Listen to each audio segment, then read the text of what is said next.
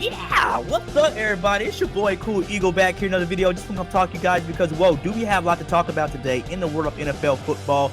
Hope you guys are striving and surviving out there, my lovers and haters, man. And hey, if you haven't got it right so far this year, you got 9.5 months left. Don't beat yourself up or tell yourself anything negative, man. But let's get into today's topic, because this is a hot one coming out the oven like hotcakes, man. Love it. Does Dak Prescott deserve $60 million a year?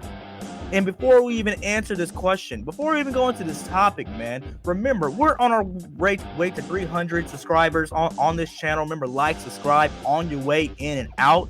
Can't do this without you guys. Love each and every one of you. Now, before we get to the question, let's talk about who Dak Prescott is. Dak Prescott came into the league and was supposed to be Tony Romo's backup. And then Tony Romo, like Drew Bledsoe, got hurt.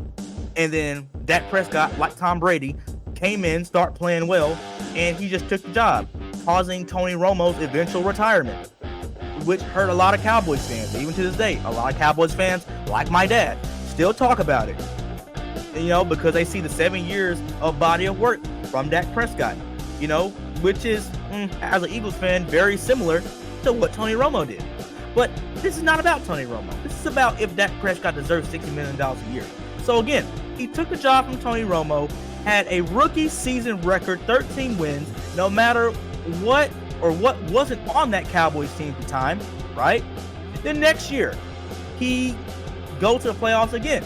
And again, we can talk about what was on that team, but this is not what about what was on that team. This is about what Dak Prescott has done. And he's 202 touchdowns to 74 interceptions in his career. Taking the Cowboys to multiple playoff appearances, but just has not somehow, for some reason, I don't know why not, has not just gotten past the second round. He just hasn't been lucky or not good enough. You know what I'm saying? He's had some really good teams, top 5 offenses, top 5 defenses, top 5 at certain skill positions every single year, especially at the offensive line position. And this year, I think broke a lot of Cowboys fans' hearts, because when you talk about the expectations, when you have Stephon Gilmore, you have the Deron Bland, you have Dan Quinn in his nickel and dime scheme on defense. Micah Parsons, supposed to be a defensive player of the year, but more like podcaster of the year, right? You know what I'm saying? More or less. And he just hasn't got it done. He end up getting shellacked by the number 7 seed in the NFC, something that has never been done in sports history. And I know that the Eagles really can't talk because we're the first 10-1 team to not win 12 games.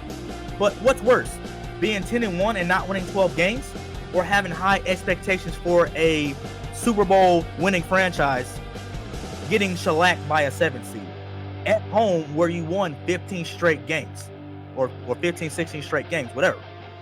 You know what I'm saying? And now you're talking about, can he get market setting money? And I don't think he really deserves it per se. And again, this is coming from a non-biased Eagles fan. I don't think he deserves it.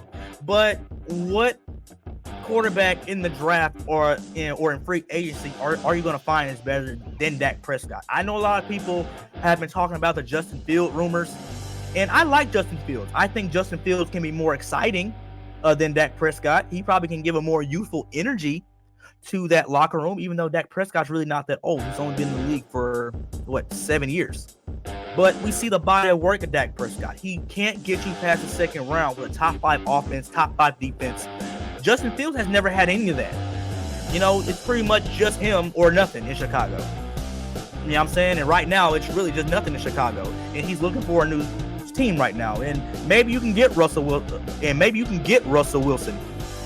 In Dallas, hypothetically, because Sierra, the whole Dallas scene, the amount of revenue that would come in Dallas, just because them being there, Russell Wilson on and off the field, an incredible dude, just like Dak Prescott. But you're talking about Russell Wilson, who's looking at the end of his career, versus Dak Prescott, who's still right in his prime. It still has a lot to offer, but it's just something with him mentally in the playoffs. And when I think of the Dallas Cowboys, I think of the dude who gets a lot of hot girls. get past second base, meaning the divisional round. So,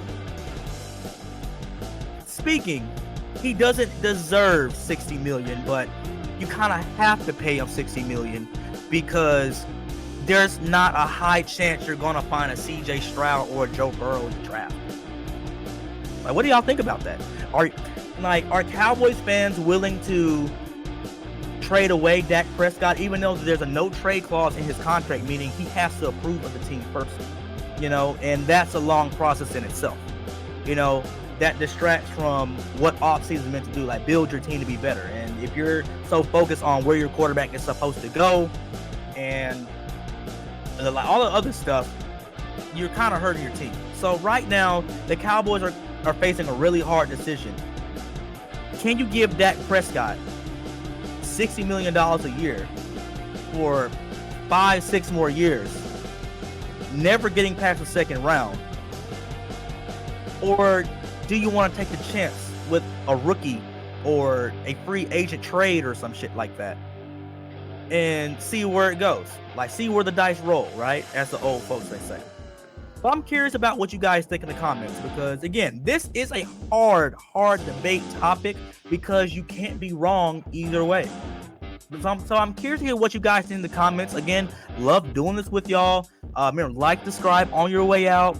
And we got more content on the way, man. I talk about my Dallas Mavericks. But until then, your boy's out here. Yeah.